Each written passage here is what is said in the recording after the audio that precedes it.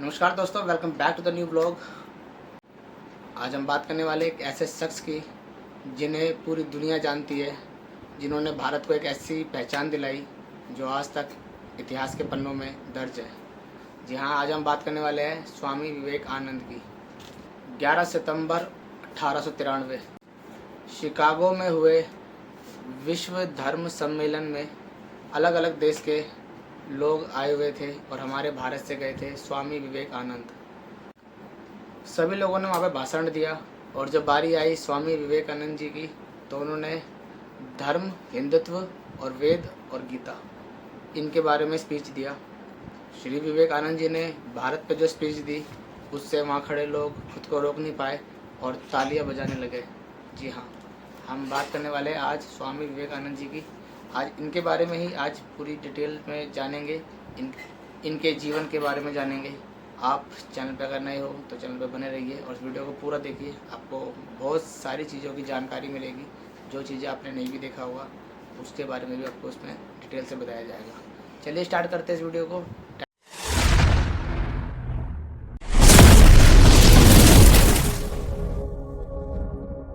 12 जनवरी 1863 कलकत्ता के एक बंगाली परिवार में स्वामी विवेकानंद का जन्म होता है। बचपन में इनका नाम नरेंद्र नाथ दत्त रखा गया और परिवार वाले प्यार से इन्हें नरेन कहकर बुलाते थे। उनके पिता विश्वनाथ दत्त कलकत्ता हाई कोर्ट के जाने माने वकील थे, जबकि मां भुवनेश्वरी देवी एक धार्मिक महिला थी और उन्होंने भी अपने बेटे को काफी धार्मिक संस्कार दिए थे। नरेन ने बड़े होकर राजा राम मोहन राय के ब्रह्मो समाज और केशव चंद्र सेन के नौ विधान जैसे कई धार्मिक संगठनों को ज्वाइन किया, लेकिन उन्हें अपने उलझे मन के सभी आध्यात्मिक सवालों के जवाब उन्हें श्री राम कृष्ण परमहंस से मिलने के बाद ही प्राप्त हुए। इसी बीच 21 साल की उम्र में उन्होंने अपने पिता को हमेशा के लिए खो दिया। वो बिल्कुल अकेले पड़ गए और पिता द्वारा किए गए कर्जों का बोझ उनके नाजुक कंधों पर आ गया। तभी नरेन को पहली बार अत्यंत गरीबी क्या होती है, इन मुश्किल परिस्थितियों में उनके गुरु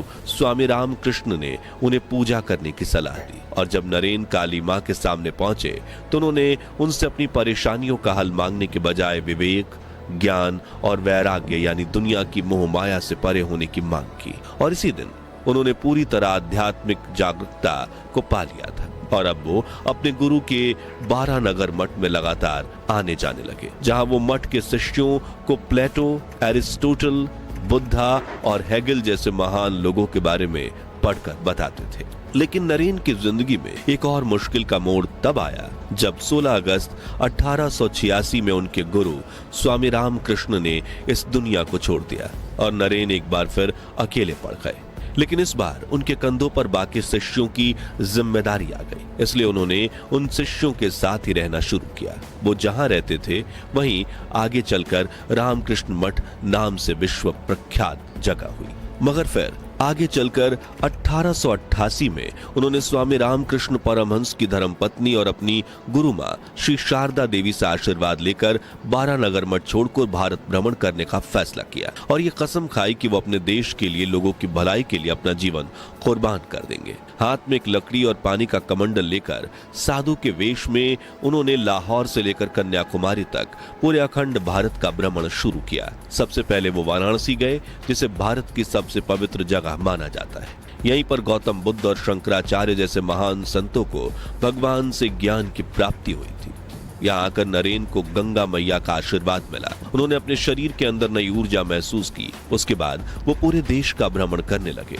इसकी तरह अगले 5 सालों तक उन्होंने यात्राएं की और इस दौरान हजारों लोगों की मदद की। उन्हें जीवन का असली महत्व समझाया, धर्म का सही महत्व समझाया, जिसके बाद सन 1893 में एक दिन उन्हें शिकागो में होने वाले विश्व धर्म सम्मेलन में शामिल होने का अवसर मिला और उन्होंने वहां जाकर भारत को, हिंदुत्व को और अपने गुरु श्री राम कृष्ण परमहंस की विचारधारा को लोगों तक पहुंचाने का निर्णय लिया और इसी सम्मेलन में उन्हें विश्व प्रसिद्धि मिली। लेकिन इस स्पीच को सुनने से पहले हम स्वामी विवेकानंद जी के जीवन के अगले पड़ाव के बारे में जान लें। स्वामी विवेकानंद से जुड़ा एक दिलचस्प किस्सा यह है कि विवेकानंद नाम मिलने से पहले वो खुद को सच्चिदानंद कहकर पुकारा करते थे लेकिन शिकागो जाने के सफर के दौरान ही खेतरी के महाराज अजित सिंह ने उन्हें स्वामी विवेकानंद नाम दिया, जिसका संस्कृत में अर्थ होता है विवेक यानी ज्ञान और आनंद यानी कि सुख। शिकागो में भाषण देने के बाद वो रुके नहीं, बल्कि उन्होंने हिंदुत्व, वेदांत और भारत का ज्ञान अगले 4 सालों तक अमेरिका और ब्रिटेन में भी फैलाया। इसी दौरान उन्होंने वेदांत सोसाइटी ऑफ न्यूयॉर्क की भी स्थापना की, जिसके बाद 1897 में जब वो भारत पहुंचे तो उन्हें देशवासियों की तरफ से बहुत प्यार और सम्मान मिला। भारत आते ही उन्होंने एक बार फिर भ्रमण शुरू किया और देश के अलग अलग हिस्सों में भाषण देते हुए वो कलकत्ता पहुंचे, जहां उन्होंने बेलूर मठ के पास रामकृष्ण मिशन की शुरुआत की, जिसका उद्देश्य स्वामी रामकृष्ण के धार्मिक एकता, सहिष्णुता और मानवता की सेवा के संदेश को फैलाना था। उन्होंने युवाओं को अच्छे कर्म करने के लिए प्रेरित किया, साथ ही इंटरकास्ट मैरिज को भी बढ़ावा दिया और धार्मिक ज्ञान का प्रचार किया। लेकिन इसी बीच आई एक बहुत बुरी खबर। दरअसल 39 साल की उम्र में स्वामी विवेकानंद को पता चला कि उन्हें अस्थमा की बीमारी है और उनकी सेहत खराब हो रही थी।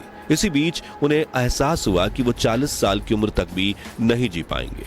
उनके पास अब सिर्फ कुछ महीने हैं। ऐसा एहसास होते ही कोई भी इंसान टूट जाए, लेकिन स्वामी विवेकानंद ने इसे ही अपनी तकदीर समझा और बेलूर मठ को अपने साथियों से कहा, मेरे अंतिम संस्कार मठ की जमीन पर ही करना। देखते ही देखते यह खबर उनके अनुयायियों में फैलने लगी। हर तरफ गम का माहौल फैलने लगा, लेकिन होनी को भला कौन टाल सकता है, ये कहते हुए वो हमेशा मुस्कुराते रहे। इस दौरान वो अनिद्रा, मलेरिया, माइग्रेन, यकृत, मधुमेह, किडनी, लीवर और दिल समेत पूरी 31 बीमारियों से पीड़ित हो गए। उनका स्वास्थ्य बिगड़ने लगा। उनके पैरों में हमेशा सूजन रहती, उनकी दाहिनी आंख की रोशनी भी कम होती चली गई। उनको हमेशा बुखार रहता और सांस लेने में तकलीफ रहती। उनके सीने के बाएं हिस्से में भी दर्द रहता और उनको भी अपने पिता की तरह मधुमेह की बीमारी हो गई। इस दौरान उन्हें मशहूर कविराज वैद्य सहानंद सेन गुप्ता को दिखाया गया। उन्होंने विवेकानंद के पीने के पानी और नमक खाने पर रोक लगा दी। स्वामी जी ने अगले 21 दिनों तक एक बूंद पानी नहीं पिया और आखिर में आया 4 जुलाई 1902 का वो दर्दनाक दिन, जिसने पूरे भारत की आंखें नम कर दी। कहा जाता है कि अपनी महासमाधि वाले इस दिन स्वामी विवेकानंद बहुत तड़के उठ गए थे। उन्होंने मठ के गर्भगृह में जाकर सभी दरवाजे और खिड़कियां बंद कर दिए। फिर वो अकेले ही 3 घंटे तक ध्यान में बैठे रहे। दिन का खाना उन्होंने अपने साथी संतों के साथ खाया। 4 बजे उन्होंने एक गर्म दूध का प्याला पिया। फिर वो बाबूराम महाराज के साथ टहलने चले गए। जब शाम को प्रार्थना की घंटी बजी तो विवेकानंद अपने कमरे में चले गए। वहां वो गंगा के सामने बैठकर ध्यान करते रहे। शाम करीब 8 बजे उन्होंने एक सन्यासी को बुलाकर अपने सिर पर पंखा करने के लिए कहा। उस समय विवेकानंद बिस्तर पर लेटे हुए थे। करीब 1 घंटे बाद उनका माथा पसीने से भीग गया। उनके हाथ थोड़े से कांपे और उन्होंने एक लंबी सांस ली। यह संकेत था कि सब कुछ समाप्त हो गया है। उस समय रात के 9:10 हुए थे। वहां मौजूद स्वामी प्रेमानंद और स्वामी निश्चयानंद ने जोर जोर से उनका नाम पुकारकर उन्हें उठाने की कोशिश की, लेकिन स्वामी जी की तरफ से कोई जवाब नहीं आया। जिसके बाद डॉक्टर महेंद्रनाथ मजुमदार को विवेकानंद को देखने के लिए बुलाया गया। उन्होंने कृत्रिम सांस देकर विवेकानंद को उठाने की कोशिश की और अंततः आधी रात को उन्होंने उन्हें मृत घोषित कर दिया। डॉक्टर ने बताया कि उनकी मृत्यु का कारण दिल का दौरा है। सुबह सुबह उनकी केयरटेकर सिस्टर निवेदिता वहां पहुंची और दोपहर 2 बजे तक स्वामी विवेकानंद का हाथ अपने हाथों में लिए बैठी रही। इस तरह स्वामी विवेकानंद ने 39 वर्ष 5 महीने 22 दिन के बाद इस दुनिया को अलविदा कहा। उनकी वो भविष्यवाणी सच निकली जिसमें उन्होंने कहा कि मैं अपना 40वां जन्मदिन नहीं देख पाऊंगा। चलिए अब सुनते हैं स्वामी विवेकानंद की वो शिकागो स्पीच जो उन्होंने 11 सितंबर 1893 के दिन आयोजित विश्व धर्म सम्मेलन में दी थी, जिसने न सिर्फ वहां मौजूद 7000 लोगों को खड़े होकर 2 मिनट तक तालियां बजाने पर मजबूर कर दिया, बल्कि आज से 150 साल बाद भी उस स्पीच की चर्चा विश्व भर में होती है। Sisters and brothers of America. America के भाइयों बहनों, आपके स्नेहपूर्ण और जोरदार स्वागत से मेरा हृदय अपार हर्ष से भर गया है। मैं दुनिया की सबसे प्राचीन संत परंपरा और सभी धर्मों की जननी तरफ से आपको धन्यवाद देता हूं। मैं सभी जाति संप्रदाय के लाखों करोड़ों हिंदुओं की तरफ से आपका आभार व्यक्त करता हूं। मेरा धन्यवाद कुछ उन वक्ताओं को भी जिन्होंने इस मंच से कहा कि दुनिया में सहनशीलता का विचार पूरब के देशों से फैला है। मुझे गर्व है कि मैं एक ऐसे धर्म से हूं जिसने दुनिया को सहनशीलता और सार्वभौमिक स्वीकृति का पाठ पढ़ाया है। हम सिर्फ सार्वभौमिक सहनशीलता में ही विश्वास नहीं रखते, बल्कि हम विश्व के सभी धर्मों को सत्य के रूप में स्वीकार करते हैं। मुझे गर्व है मैं एक ऐसे देश से हूं जिसने इस धरती के सभी देशों और धर्म के परेशान और सताए गए लोगों को शरण दी। मुझे यह बताते हुए गर्व हो रहा है कि हमने अपने हृदय में उन इजराइलियों की पवित्र स्मृतियां सजो कर रखी हैं जिनके धर्म स्थलों को रोमन हमलावरों ने तोड़कर खंडहर बनवा दिया था। तब उन्होंने दक्षिण भारत में शरण ली थी। मुझे इस बात का गर्व है कि मैं एक ऐसे धर्म से हूं जिसने महान पारसी धर्म के लोगों को शरण दी और अभी भी उन्हें पाल पोस रहे हैं। मैं इस मौके पर वह श्लोक सुनाना चाहता हूं जो मैंने बचपन में याद किया था और जिसे रोज करोड़ों लोग दोहराते हैं। जिस तरह अलग अलग जगहों की निकली नदियां अलग अलग रास्तों से होकर समुद्र में मिल जाती हैं, ठीक उसी तरह मनुष्य अपनी इच्छा से अलग अलग रास्ते चुनता है। ये रास्ते देखने में भले ही अलग अलग लगते हैं, लेकिन ये सब ईश्वर तक ही जाते हैं। मौजूदा सम्मेलन, जो कि आज तक की सबसे पवित्र सभाओं में से एक है, वो अपने आप में गीता में बताए गए सिद्धांत का प्रमाण है। जो भी मुझ तक आता है, चाहे वह कैसा भी हो, मैं उस तक पहुंचता हूं। लोग चाहे कोई भी रास्ता चुने, आखिर में मुझ तक ही पहुंचते हैं, ईश्वर तक ही पहुंचते हैं। सांप्रदायिकता, कट्टरता और इसके भयानक वंशजों के धार्मिक हट के लंबे समय से इस खूबसूरत धरती को जकड़ रखा है। उन्होंने इस धरती को हिंसा से भर दिया है और कितनी ही बार यह धरती खून से लाल हो चुकी है। ना जाने कितनी सभ्यताएं तबाह हुई और कितने देश मिटा दिए गए।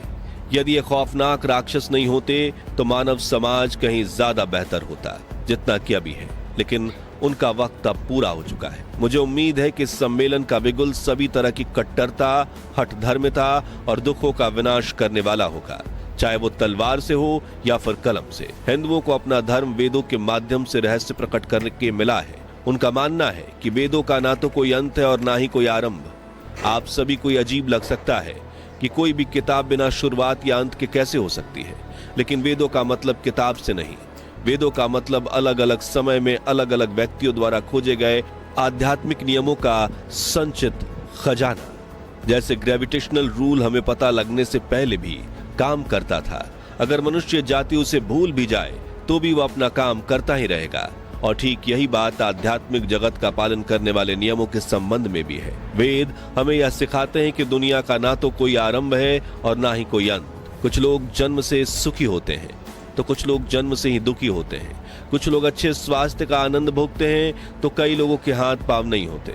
कई लोगों को सुंदर शरीर, सुंदर चेहरा, उत्साहपूर्ण मन और सभी आवश्यक सामग्रियां मिल जाती हैं, तो कुछ लोगों की पूरी जिंदगी दुख में कट जाती है। तो ऐसा क्यों है कि एक ईश्वर ने अलग अलग तरह के लोग उत्पन्न किया, एक को सुखी बनाया तो दूसरे को दुखी बनाया? ऐसा क्यों किया? भगवान ने ऐसा पक्षपात क्यों किया? देखिए, सभी धर्म में यह बताया जाता है कि ईश्वर भेदभाव नहीं करते, इसलिए जन्म से पहले ही कुछ ऐसे कारण रहे होंगे जिसके फलस्वरूप इंसान सुखी या दुखी होता है, और वे कारण उसके पिछले जन्म के कर्म। और वेद में हमें प्रेम के संबंध में भी इसी प्रकार की शिक्षा देते हैं। प्रेम के संबंध में भगवान श्री कृष्ण का उपदेश है कि मनुष्य को इस संसार में कमल के पत्ते की तरह रहना चाहिए। कमल का पत्ता जैसे पानी में रहकर भी उससे भीगता नहीं, उसी प्रकार मनुष्य को संसार में रहकर उसका हृदय ईश्वर में लगा रहे। कहने का तो बहुत सारी चीज़ें थी और बहुत सारी चीज़ें हमने देखा भी और सुना भी। हमने काफ़ी सारी चीज़ें ऐसी थी जो हमको नहीं पता थी विवेकानंद जी के बारे में, और आज वो भी सब हमने जान लिया। दोस्तों, आई होप आप ये वीडियो बहुत अच्छी लगी होगी आपको। आप अगर चैनल पर नए हो तो सब्सक्राइब करिए चैनल को और लाइक करिए, और ऐसे ही और मज़ेदार वीडियो देखने के लिए अपने भाई को सपोर्ट करिए। तो मिलता है फिर नेक्स्ट वीडियो में, तब तक के लिए जय हिंद।